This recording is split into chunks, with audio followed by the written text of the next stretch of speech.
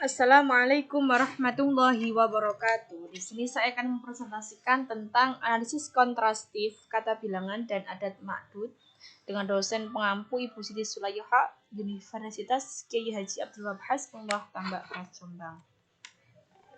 Daftar isi, pengertian dan hukum adat ma'dud. Kemudian hukum bilangan berdasarkan mu'annas dan mudzakkar.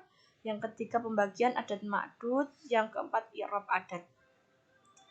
Langsung ke persamaan dan perbedaan dalam segi arti. Di sini saya menggunakan dua pembeda dari kitab Ibnu Aqil, Syarah Alfiyah Ibnu Malik, dan dalam kitab Jam'ud Durus. Ada dua persamaan juga dua perbedaan.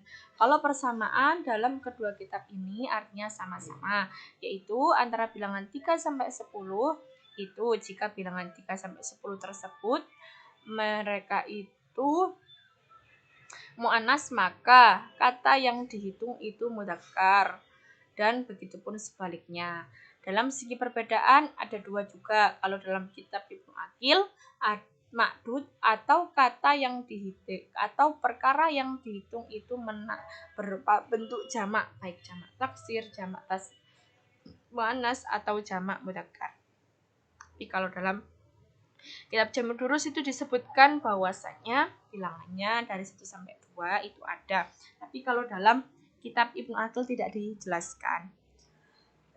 Kesimpulan dari kedua kitab tersebut, secara etimologi yang dianalisis dalam Kamus Bahasa Arab, bahwa adat adalah kata bilangan sedangkan ma'dud adalah perkara yang dihitung. Adapun hukum adat ma'dud yaitu bila mana bilangannya 1 dan 2 dalam bentuk mudzakkar, maka perkara yang dihitung juga mudzakkar, begitu juga sebaliknya. Adapun jika bilangan dari 3 sampai 10 mu'annas, maka perkara yang dihitung berbentuk mudzakkar, begitu juga sebaliknya, serta perkara yang dihitung pada bentuk jamak. Contohnya di situ sudah jelas, bilangan 1 dan 2, bilangan 3 sampai 10. Jenis-jenis adat dari kitab Ibnu Aqil dan Jam'ud Durus. Lanjut pembahasan tentang jenis adat dari Ibnu Aqil Syarah Alfiyah Ibnu Malik. Ada 4, ada mufrad, murakkab, mudhof, dan ma'tuf. Ya, jadi kalau dalam adat ma'dud ini mereka itu lebih terfokus pada pembagian bilangannya.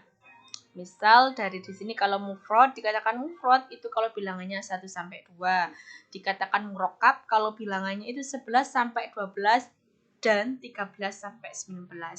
Dikatakan mudhof bila bilangannya 3 sampai 10 serta 100 dan kelipatannya.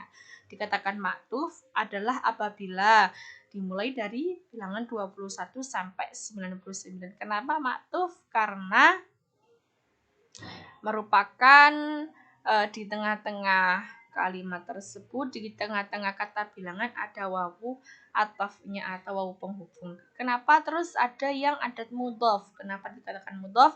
Karena susunan adat ma'dudnya menggunakan susunan idhofah gitu. Kalau murakkab, kenapa murakkab? Karena di situ susunannya sudah lengkap.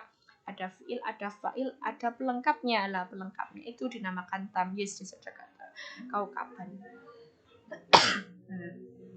Adat ma'dud menurut kitab Jam'ud Durus juga sama sebetulnya sama halnya dengan kitab Ibnu Aqil Syarah Alfiyah Ibnu Malik.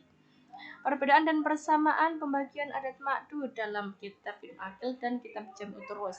Kalau Ibnu Aqil terbagi menjadi mereka itu sangat, kitab Ibnu Aqil itu sangat lengkap ya. Kalau kitab Jam'ud Durus mereka lebih rinci aja gitu. Lanjut ke kesimpulan, perlu diketahui bahwasanya dalam kitab Ibnu Aqil Syarah Ibnu Malik pembagian bilangan terbagi menjadi 4, yaitu adat mufrad, adat murakkab, adat mudhof, dan adat ma'tuf. Sedangkan dalam kitab Jam'ud Durus terbagi menjadi 2, yaitu mufrad dan murakkab. Di dalam murakab terdapat murakab atfi yang mana digunakan untuk bilangan 21 sampai 99 sama halnya dengan adat ma'tuf pada kitab Ibnu Aqil.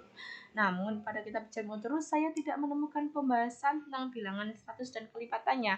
Maka bisa disimpulkan rujukan adat ma'tuf dari kedua kitab ini dalam segi bilangan condong pada kitab Ibnu Aqil. Hukum bilangan berdasarkan mu'annas dan mudzakkar dan mufrad tasniyah dan jamak dari kitab Ibnu Aqil.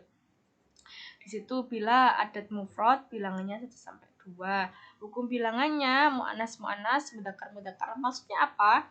Mu'annas itu jadi sepasang-sepasang.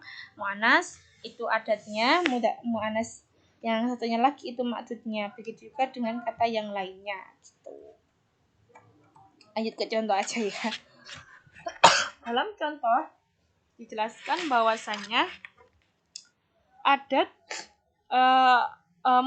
murakab dari bilangan 11 sampai 12 pada kata asyara tidak pada maksudnya sinnya boleh dibaca fathah, kasrah atau sukun.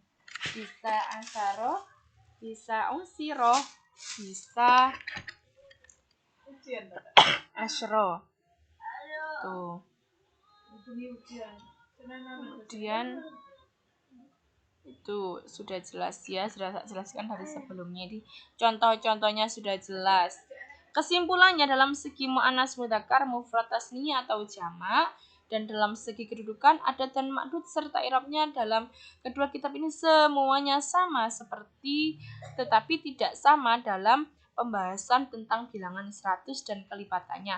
Maka bisa disimpulkan rujukan adat ma'dud dari kedua kitab ini dalam segi bilangan condong pada kitab Ibnu Aqil.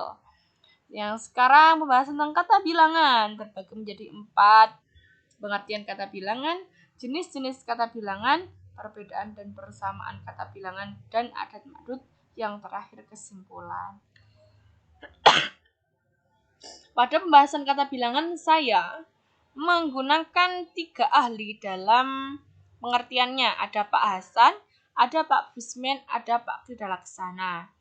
Dapat disimpulkan bahwa dari ketiga ilmuwan tersebut, kata bilangan atau nama lainnya yaitu numeralia, kata atau frasa yang menunjukkan bilangan yang bersifat adjektif. Adjektif itu yang bersifat ya sifat.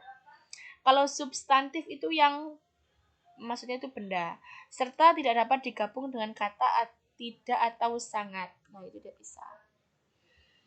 Misal masa ada sangat 3, tidak 3. Jenis kata bilangan menurut Busmen. Nah, di sini ada 5. Ada numeralia pokok, ada numeralia multiplikatif, ada numeralia tingkat, ada numeralia partitif, ada numeralia distributif. Juga dikatakan oleh Pak Kridalaksana jenis kalau kata bilangan hanya ada 2. Numeralia pokok sama numeralia tingkat.